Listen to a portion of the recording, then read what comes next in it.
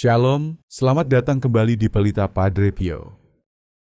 Kebanyakan orang bangun pada pagi Paskah, bersiap-siap, pergi ke gereja, berbagi makanan dengan keluarga, dan pada malam hari ada sesuatu yang terasa tidak lengkap. Bukan salah, bukan buruk, hanya hampa, seperti mereka hadir dalam perayaan. Tetapi entah bagaimana melewatkan momen yang sebenarnya di balik itu.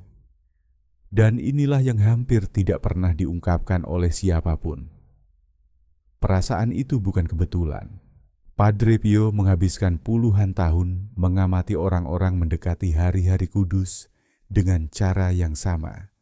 Hadir secara fisik, tetapi tidak hadir dalam hal-hal yang benar-benar penting. Hal ini sangat mengganggunya, bukan karena ia menghakimi, tetapi karena ia tahu apa yang sedang dilewatkan. Ia pernah menulis kepada salah satu putri rohaninya, "Banyak orang membiarkan rahmat berlalu seperti kereta yang mereka lupa naiki.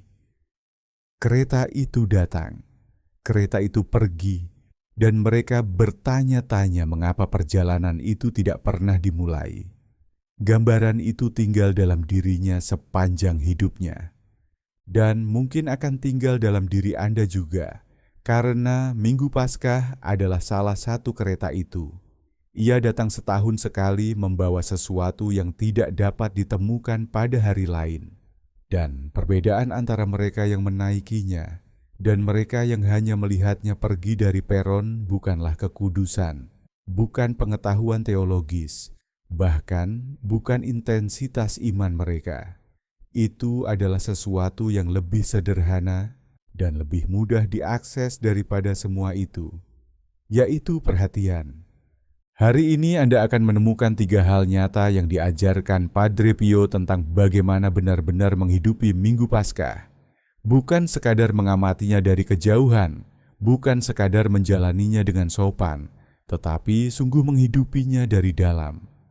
Dan praktik ketiga adalah yang menurut anak-anak rohaninya sendiri mengubah rumah mereka dengan cara yang tidak dapat sepenuhnya mereka jelaskan. Hampir tidak ada yang melakukannya, dan hampir semua orang berharap mereka memulainya lebih awal. Sebelum kita melangkah lebih jauh, tulislah doa singkat ini di komentar sekarang juga. Tuhan, bangkitkan jiwaku dalam masa Paskah ini. Amin. Bukan sebagai rumus, tetapi sebagai keputusan, sebagai gerakan pertama dari sesuatu yang mungkin akan terus bergerak sepanjang hari ini. Untuk memahami mengapa ajaran Padre Pio tentang hari-hari kudus memiliki bobot yang demikian, Anda harus memahami sesuatu tentang bagaimana ia benar-benar hidup.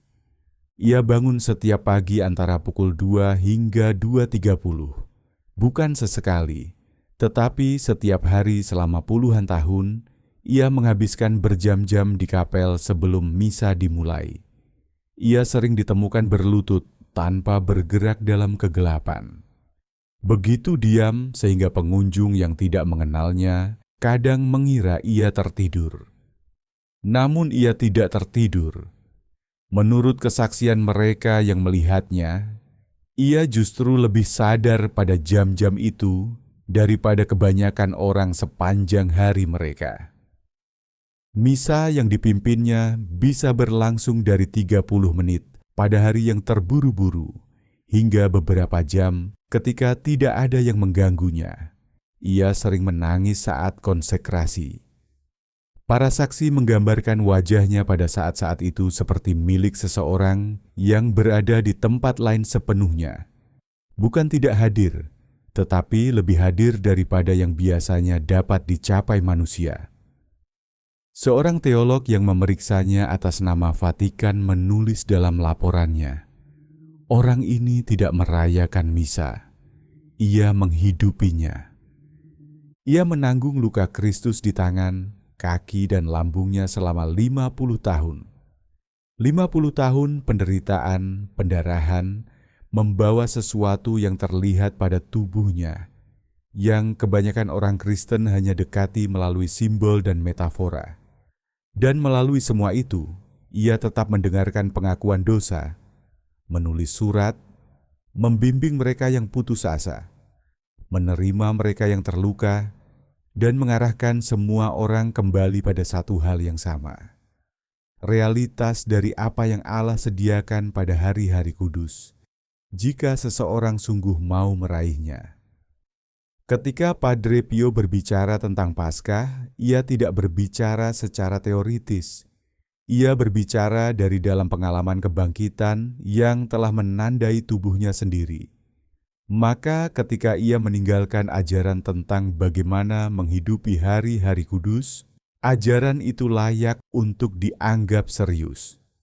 Bukan sekadar saran, melainkan peta yang digambar oleh seseorang yang telah benar-benar berada di wilayah itu. Hal pertama yang ia ajarkan, dan yang paling mengejutkan orang karena terdengar begitu sederhana, adalah memulai Minggu Paskah dalam keheningan yang sejati. Bukan keheningan seseorang yang menunggu kebisingan dimulai, tetapi keheningan seseorang yang telah membuat keputusan. Dalam sebuah surat tahun 1917 kepada salah satu putri rohaninya yang paling setia, Padre Pio menulis, "Sebelum engkau berbicara kepada siapapun pada hari kudus, berbicaralah terlebih dahulu kepada Allah. Meskipun hanya beberapa menit, biarkan dia menjadi suara pertama yang didengar hari itu darimu." Ia kemudian ditanya bagaimana keheningan seperti itu seharusnya terasa. Ia menjawab, "Seperti tiba di suatu tempat yang selama ini selalu engkau tuju." Kalimat itu layak direnungkan, karena menunjukkan sesuatu yang spesifik tentang apa itu keheningan dalam doa. Keheningan bukanlah kekosongan. Keheningan bukanlah ketiadaan. Keheningan adalah kedatangan. Sebagian besar dari kita menghabiskan pagi Paskah dengan melakukan kebalikan dari itu. Ponsel sudah aktif sebelum mata benar-benar terbuka, keluarga sudah berbicara, dan logistik hari langsung dimulai. Dan pada saat kita tiba di misa, kita sudah terlibat dalam 5 percakapan berbeda, menerima belasan notifikasi, dan memikirkan jadwal setidaknya 2 kali. Kita membawa versi diri yang penuh kekacauan dan setengah hadir ke pagi paling penting dalam tahun Kristiani. Padre Pio melihat pola ini jauh sebelum ponsel pintar memperburuknya. Ia menulis tentang hal ini lagi pada tahun 1920 kepada koresponden lain. Musuh dari hari-hari kudus bukanlah kejahatan, melainkan kesibukan. Ini adalah kebisingan biasa dari kehidupan yang tidak ikut berlibur hanya karena engkau berlibur. Jadi inilah bentuk praktik pertama secara nyata. Pada pagi Paskah, sebelum melakukan apapun, temukan tempat yang tenang, kursi, anak tangga, atau sudut ruangan manapun. Duduklah, dan sebelum Anda berbicara kepada siapapun, sebelum meraih ponsel, sebelum hari menjadi bising, berikan 5 menit untuk keheningan. Biarkan kata-kata pertama Anda hari itu menjadi kata-kata batin. Yesus, aku ada di sini. Hari ini milikmu sebelum menjadi milikku. Injil Yohanes menceritakan bahwa Maria Magdalena datang ke kubur ketika hari masih gelap. Detail itu bukan kebetulan. Ia datang sebelum kota terbangun, sebelum penjelasan datang, sebelum siapapun memberitahu apa yang harus ia pikirkan tentang apa yang akan ia temukan. Ia datang dalam keheningan, membawa kesedihan, menuju momen yang akan mengubah segalanya. Dan justru dalam keheningan sebelum fajar itu, ia menjadi saksi pertama kebangkitan. Pola itu tidak pernah berhenti terjadi. Allah memiliki kebiasaan yang konsisten untuk menemui manusia dalam keheningan sebelum kebisingan dimulai.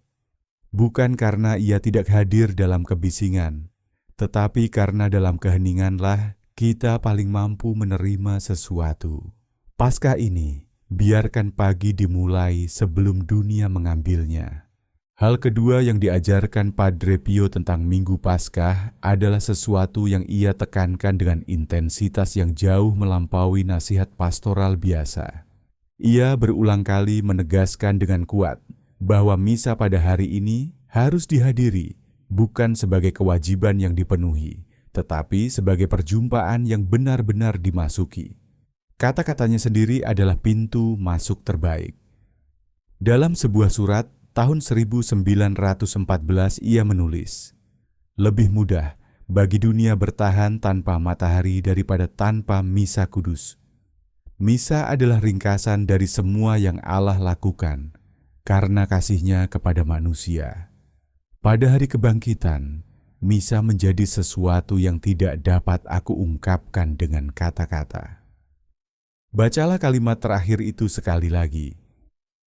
Seorang pria yang berbicara tentang pengalaman mistik dengan ketepatan yang luar biasa mengatakan bahwa ia tidak memiliki kata-kata untuk menggambarkan apa itu misa pada Minggu Paskah. Itu bukan retorika, melainkan seseorang yang menunjuk pada sesuatu yang benar-benar ia alami dan menemukan batas bahasa di dalamnya. Padre Pio menggambarkan misa sebagai kelanjutan dari Kalvari, bukan sekadar peringatannya. Ia tidak berbicara secara puitis. Ia percaya, dan gereja mengajarkan, bahwa apa yang terjadi di altar bukanlah peragaan simbolis dari apa yang terjadi 2000 tahun yang lalu. Itu adalah peristiwa yang sama yang dihadirkan kembali melampaui waktu. Persembahan yang sama, pengorbanan yang sama, kasih yang sama dihadirkan pada ruangan ini, pada pagi ini, kepada orang-orang ini. Sekarang pikirkan apa artinya itu secara khusus pada Minggu Paskah. Pada hari gereja merayakan kebangkitan, misa tidak hanya mengingat apa yang Kristus lakukan, tetapi menyentuhnya. Altar menjadi tempat di mana kemenangan Paskah bertemu dengan kesedihan, harapan, dan kebingungan. Setiap orang yang duduk di gereja itu, kebanyakan orang melewatkan hal ini sepenuhnya. Dan Padre Pio tahu alasannya. Ia menulis dengan jelas, Anda tidak dapat menerima apa yang Anda tidak hadir untuk menerimanya. Dan hadir tidak sama dengan sekadar berada di sana. Ada jenis ketidakhadiran yang lebih sulit dikenali daripada yang jelas terlihat. Itu adalah ketidakhadiran seseorang yang secara fisik duduk di bangku gereja, tetapi secara batin berada di tempat lain. Memikirkan tentang hidangan panggang hari Minggu, mengulang kembali pertengkaran hari Kamis, menghitung menit hingga salam damai agar bisa memperkirakan berapa lama lagi tersisa. Mereka ada di sana. Mereka tidak hadir.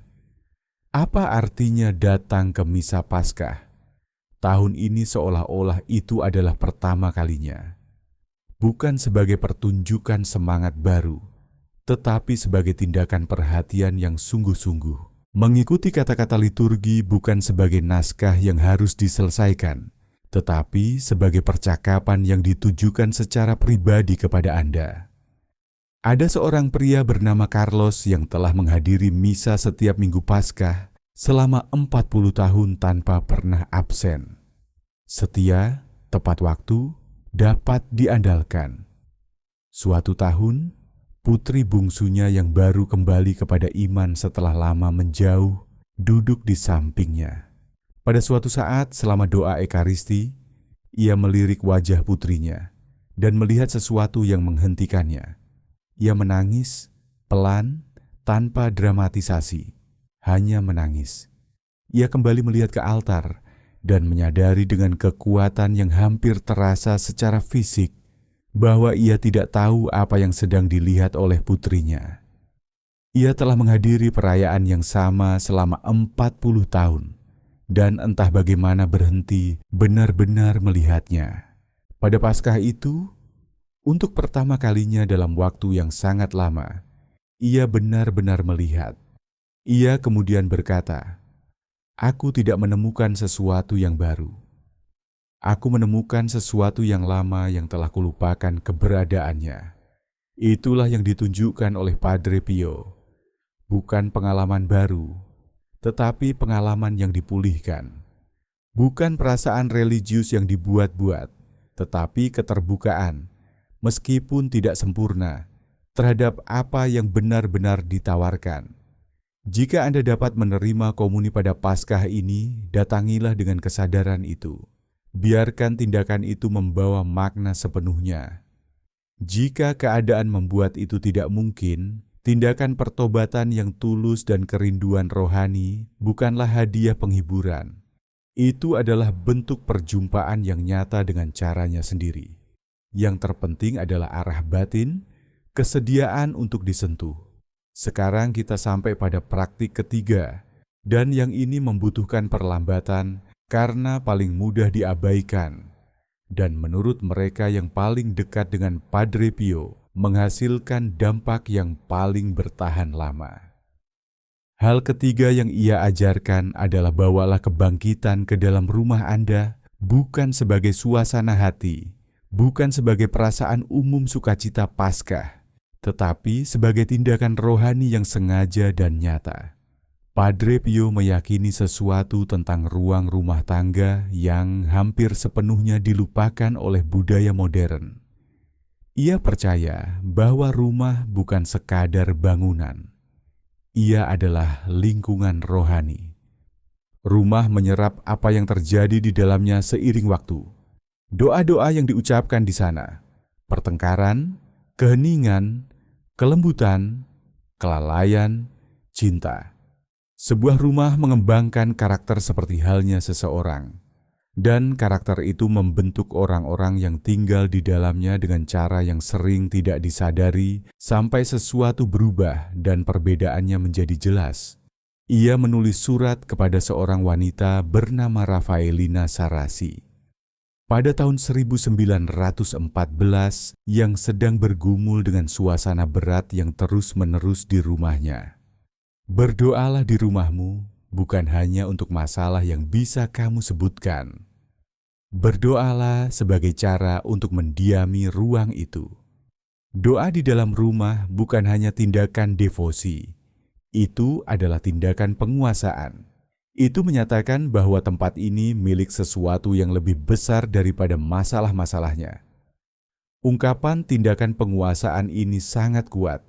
Ia tidak berbicara tentang takhayul atau ritual magis. Ia berbicara tentang orientasi, tentang perbedaan antara rumah yang secara sadar diserahkan kepada kehadiran Allah dan rumah yang hanya menjadi wadah netral bagi apapun yang terjadi. Pembimbing rohaninya, Pastor Agustino dari San Marco in Lamis, mencatat sebuah percakapan di mana Padre Pio berbicara tentang doa keluarga dengan urgensi yang tidak biasa. Ia berkata, keluarga yang berdoa bersama bukan hanya berdoa bersama.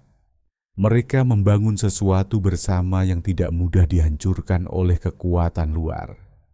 Doa dalam sebuah rumah tangga adalah bentuk perlindungan yang kebanyakan keluarga tidak menyadari bahwa mereka memiliki kuasa untuk membangunnya. Jadi, inilah bentuk praktik ketiga pada hari Minggu Paskah. Pada suatu waktu di hari itu, kumpulkan siapapun yang bersama Anda. Jika Anda sendirian, itu tetap berlaku. Berjalanlah melalui rumah Anda atau berdirilah di tengahnya dan berdoalah secara sengaja atas ruang itu. Jika Anda memiliki air suci, gunakanlah. Masuklah ke setiap ruangan dan ucapkan doa ini. Tuhan Yesus yang bangkit dari kematian, masuklah ke dalam rumah ini. Sucikan apa yang perlu disucikan. Pulihkan apa yang rusak di sini. Usirlah apapun yang tidak seharusnya ada. Dan biarkan damai-Mu tinggal di setiap sudut tempat ini. Nyalakan lilin. Letakkan salib atau gambar kudus di tempat yang terlihat. Bukan sebagai dekorasi, tetapi sebagai pernyataan. Jika keluarga berkumpul, doakan setidaknya satu peristiwa rosario bersama. Meskipun terasa kaku, meskipun ada yang ragu, meskipun anak-anak tidak fokus, niat di balik tindakan itu lebih penting daripada pelaksanaannya. Anda tidak sedang melakukan upacara. Anda sedang menyatakan siapa yang tinggal di sini dan kemana arah rumah ini. Anda sedang melakukan sesuatu dalam rumah Anda yang mencerminkan instruksi kuno Paskah. Tandai pintu Anda. Biarkan ruang itu menyatakan sesuatu yang benar tentang orang-orang yang tinggal di dalamnya. Ada sebuah keluarga di Italia Selatan pada tahun 1950-an yang menulis kepada Padre Pio dalam keputusasaan. Rumah mereka terpecah oleh perselisihan warisan yang pahit. Dua saudara laki-laki tidak berbicara selama 3 tahun. Suasana dalam pertemuan keluarga digambarkan sebagai sesuatu yang membuat semua orang ingin segera pergi. Padre Pio membalas dengan sebuah surat yang hampir tidak berisi nasihat langsung tentang perselisihan itu. Sebaliknya, ia berkata, mulailah dengan berdoa bersama di dalam rumah, bukan tentang masalahnya, hanya bersama. Biarkan Allah masuk ke dalam ruangan sebelum engkau mencoba menyelesaikan apapun. Lihat apa yang terjadi pada suasana di ruang itu sebelum engkau mencoba mengubah kata-kata di antaramu. Mereka melakukannya, bukan karena yakin akan berhasil, tetapi karena tidak ada lagi cara lain. Dalam 6 bulan, salah satu saudara membuat langkah rekonsiliasi yang tidak diharapkan oleh yang lain. Tidak ada yang bisa menjelaskan dengan tepat apa yang berubah. Namun istri dari saudara yang lebih tua mengatakan sesuatu yang dicatat dalam kesaksian tentang Padre Pio. Rumah itu berubah sebelum para pria itu berubah. Sesuatu menjadi lebih lembut di dalam ruangan, dan perlahan sesuatu menjadi lebih lembut di dalam diri mereka. Inilah yang dipahami Padre Pio. Lingkungan rohani sebuah rumah tidak bersifat tetap. Ia dapat dibentuk secara aktif. Dan Minggu Paskah, hari di mana gereja merayakan kemenangan hidup atas kematian, adalah titik awal paling alami sepanjang tahun untuk pembentukan yang disengaja itu. Jadi biarkan ketiga praktik ini menyatu sejenak. Keheningan di pagi hari sebelum dunia mengambilnya, kehadiran dalam misa, bukan sekadar hadir tetapi sungguh berjumpa, dan doa di dalam rumah sebagai tindakan penyerahan yang sadar. Tidak satu pun dari ini membutuhkan kekudusan luar biasa. Tidak satu pun membutuhkan waktu lebih banyak daripada yang dihabiskan banyak orang untuk menggulir ponsel sebelum sarapan.